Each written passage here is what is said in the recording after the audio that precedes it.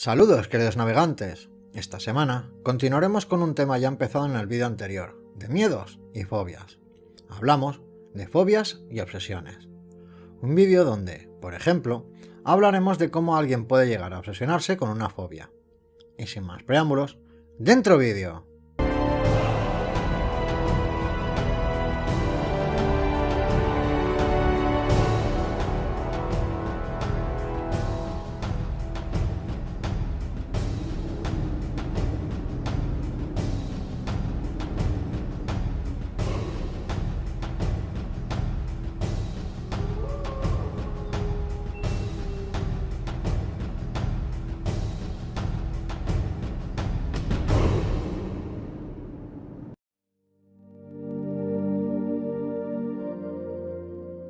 Una madre desarrolló un miedo patológico a que sus 3 hijos se cortaran con algún cristal roto. Este miedo lo hizo extensivo también a los demás, aparte de su propia familia, de modo que si veía un trozo de cristal, se sentía obligada a recogerlo y ponerlo en algún lugar en el que no resultara peligroso.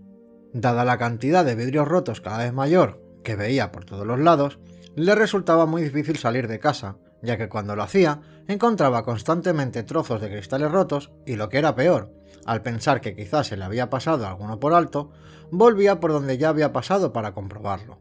Si iba en coche, en autobús o en tren, estaba continuamente mirando por la ventana por si veía algún cristal roto, y si lo veía, después tenía que regresar para encontrarlo y dejarlo en algún sitio que no fuera peligroso. La solución que encontró a su problema fue no salir de su casa, y permaneció allí hasta que reunió el valor suficiente para buscar ayuda. Se dio cuenta de lo irracional de su conducta y sus pensamientos, y empezó a creer que se estaba volviendo loca. Este miedo a la locura, aparte de la creencia de que se reirían de ella si contaba su problema, fue lo que le impidió buscar ayuda.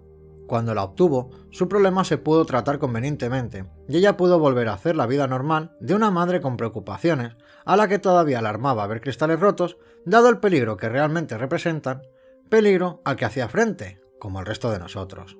Este caso tan complicado ilustra algunas de las características tanto de la angustia fóbica como del estado de obsesión compulsiva, pero no es un argumento en contra de las fobias. En general, son muy diferentes las obsesiones. Por otro lado, la gente tiene problemas, y que se dé un nombre a esos problemas no significa que tengamos que confundirnos de tema. Se puede hacer frente a los problemas y tratarlos con toda efectividad, sin necesidad de etiquetarlos. La señora cuyo caso hemos explicado tenía miedo de estar volviéndose loca, tanto por sus angustias fóbicas como por su comportamiento obsesivo. Y ello, por supuesto, es bastante común. De hecho, muchos de los que tienen una o dos fobias sufren una fobia adicional como consecuencia de las otras. Tienen miedo a volverse locos. Consideraremos este problema más adelante, pero ahora es importante que hagamos énfasis en que tener una o dos fobias no es en ningún modo indicativo ni sugiere que estemos desarrollando una enfermedad mental grave. De hecho, hasta se puede considerar normal tener una fobia o dos.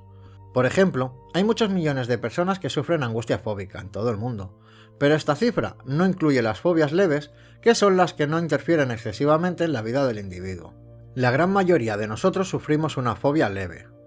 He usado la palabra leve entre comillas para describir el impacto que la fobia tiene sobre nosotros, y no su gravedad. Algunos pueden tener fobia a las arañas, pero la angustia que genera es de baja intensidad, al igual que la señora que mencionamos en el vídeo anterior, que podía encontrarse con una araña sin por ello sentirse excesivamente trastornada o dejar entrever que tenía miedo.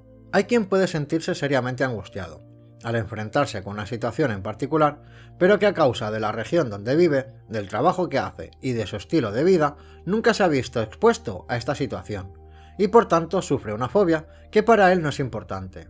Mucha gente sufre aracnofobia, o miedo a las alturas, pero no es desollinador, ni limpiaventanas, ni es escalador, ni bombero. Alguien que hubiese desarrollado acrofobia siendo bombero, la situación habría sido diferente.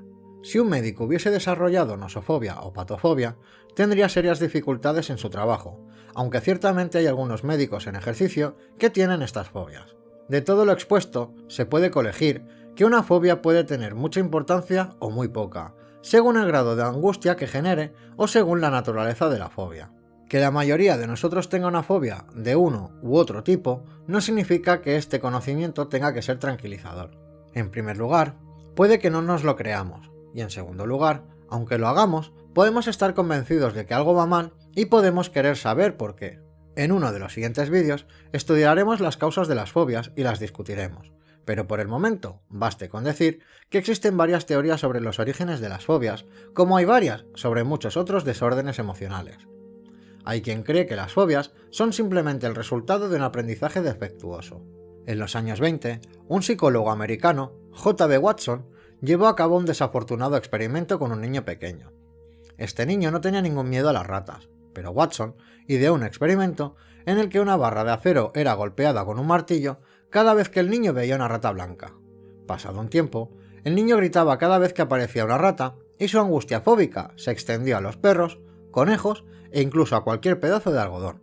Se dice que este experimento demuestra que las fobias son simplemente manifestaciones de un condicionamiento y que no tienen ningún significado psicológico. Por otro lado, algunas escuelas de psiquiatría consideran que la angustia fóbica es siempre simbólica y que la víctima transfiere inconscientemente el miedo de una persona de gran importancia emocional para ella a un objeto más aceptable.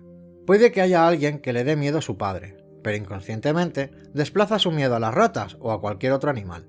Puede que la mayoría de las explicaciones teóricas sean correctas, en algunas fobias que son simplemente reflejos condicionados, mientras que otras fobias tienen orígenes más profundos y más simbólicos.